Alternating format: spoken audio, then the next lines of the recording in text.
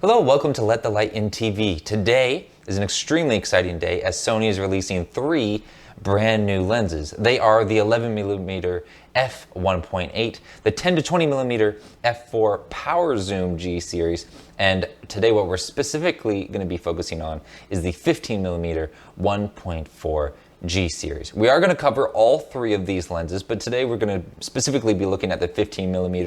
We're going to release the other 2 in a couple days, give you something to look forward to. So these 3 new APS-C Sony E mount lenses are designed around what Sony is referring to as hybrid shooters. And what they mean by this is people who are both shooting video and photo. They are involved in both realms. And Sony is saying about 80% of the content creators or the creators that they are speaking to are hybrid shooters. And so they really wanted to keep both of these worlds in mind whenever they designed these lenses. They designed it with both photo and video in mind. Now, 2 of these lenses have the G branding, and it's only the 11mm that doesn't. And so the 15mm today that we were talking about, it does have the G branding, which means it's kind of a bit of an upper echelon of Sony's lenses. It's a little bit higher quality than all of the other ones. So this is a wide angle prime lens that Sony is touting here. They're saying it has great image quality, great bokeh, and fast focusing. Is that really true? Let's find out. Let's talk about focusing. It is indeed silent. I never heard the focusing motor in operation. And in fact, it's not just a focusing motor, it's the focusing motors. That's right, it has 2. Somebody at Sony said double or nothing, and they took that seriously. They put 2 linear focusing motors within this lens. And so I'll throw up an eye tracking test here that I did, and you can see it is quick to pick up the specific eye tracking, not just face. It doesn't do the big box around the face. No, it specifically picks up the eye. And even when I tried to dip out of frame and lose it and make it think a little bit, it was always extremely quick and extremely quiet to grab onto focus. Focus breathing is not exactly noticeable. I didn't see anything that caught my eye as far as focus breathing. You can see here in the focus pull test. I think, and this could just boil down to completely personal opinion, but I think that the automatic focus pull here, it changes at a nice rate. Like, it's not slow, but it's not too quick. It's like a nice, fast smoothness. It's good. It's quick. It picks up focus, but it's smooth in its transition. So this has a linear manual focus as well, which means, technically, that your start point and your stop point on your focus pulls should always be the same, even if you accelerate. And so in testing this out, the theory does check out. It does have a linear manual focus. Your start and your stop points are always going to be the same, even with acceleration or deceleration. It does not matter. Now, you may throw yourself out initially, kind of like I did, because the focus ring doesn't have a stop point. It's just infinitely looping. And so what may happen is you throw it a little too far out of the focus window, out of the lens's focus window. And then you're like, well, my stop point isn't the same. Yeah, it's because you went too far and the focus ring doesn't have a hard stop. So as long as you stay in the focus window, your start and your stop points will always be the same. But if you go out, then it will of course change. It has 7 aperture blades for nice bokeh, which I believe in the shots that you see does look nice. The 15mm is the only one with a clickable or non-clickable aperture ring.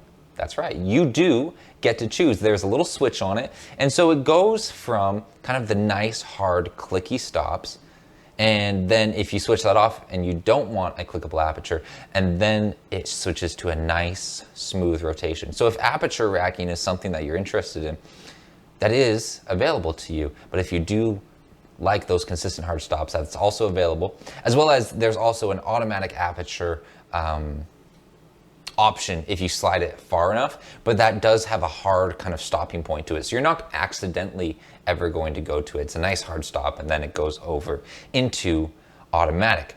This also has a focus hold button, as well as an autofocus manual focus switch on the side of the lens. It comes with dust and moisture resistance, which is always very nice, and its minimum focusing distance is really quite impressive. Listen to this.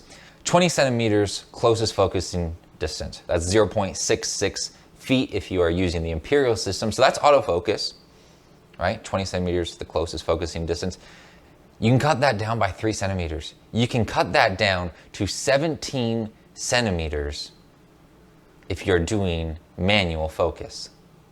This lens is lightweight. It is also decently compacted. It's not big. It is nice to travel around with. It also comes with a lens hood, and you can of course take that on and off. What about footage results? You've probably seen a little bit already. Let's take a deeper dive. Here we go.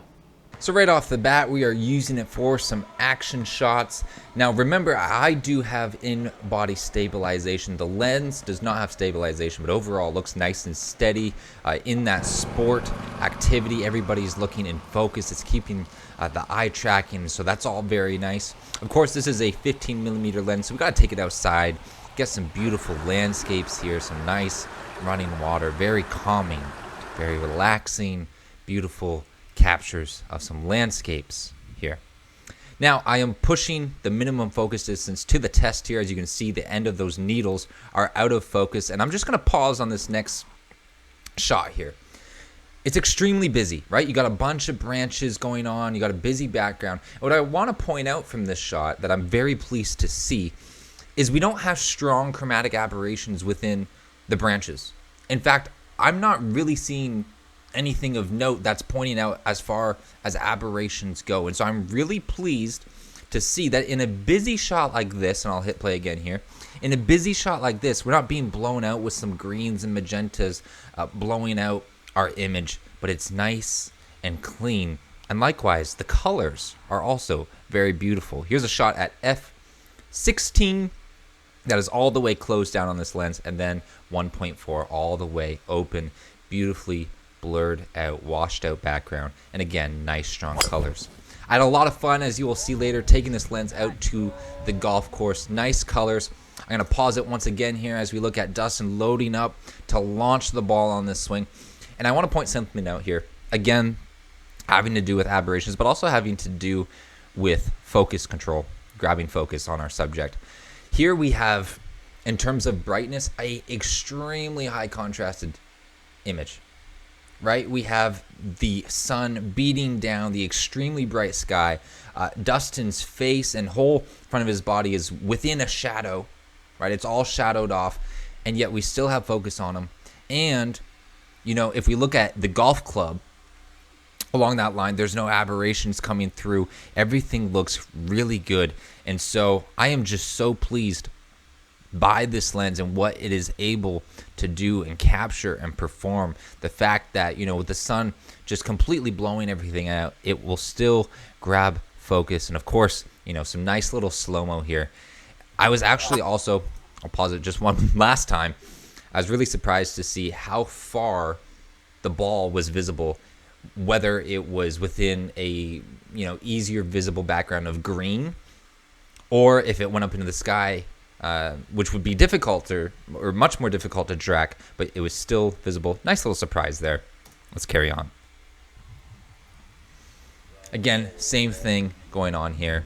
Subject in the shadow, still captured, still in focus. Great colors, excellent performance. So in conclusion, what did we think about this lens? Well, I really enjoyed using this one. I enjoyed using all of them, as you'll find more about that later, but the 15mm was really a joy to use. I like the focal distance. I like the wide open aperture. In editing, actually, I noticed that the colors seemed really nice. I liked the colors that it brought. I like that I can keep the ISO down in low light environments. This lens comes with quite a lot of strengths. So what are the drawbacks? Well, one drawback, which I kind of completely forgot about, because I'm using a camera body that has stabilization. So one of the drawbacks is this lens does not have image stabilization, which Sony's brand of stabilization is optical steady shot. It doesn't come with OSS. And so if you don't have a body with stabilization. This lens is not going to come with it. And so, you know, when they speak about these lenses being made for hybrid shooters, it's unfortunate if you don't have stabilization within your body, because then it is going to be shaky. So carrying it around, handheld footage, is going to be a difficult task. And this is a problem, honestly, I've been kind of fortunate to forget about a little bit, because I've been using the Alpha 6600, which has in-body stabilization, and I forgot about the extreme annoyance of not having stabilization and having that shaky footage. So that's just something to be aware of. If you have stabilization, you are all set. If you don't, maybe this is more of a photo lens for you. If you want to see more info about this lens, how it handles photos, how it performs specifically in regards to photos, here's a link to Dustin Abbott's review. You can get all the information you want as it came out. So go over, comment on his video. Thank you, Dustin Abbott. All right, subscribe, links down below if you want to purchase the lens. Take care, have a wonderful day. Remember to let the light in.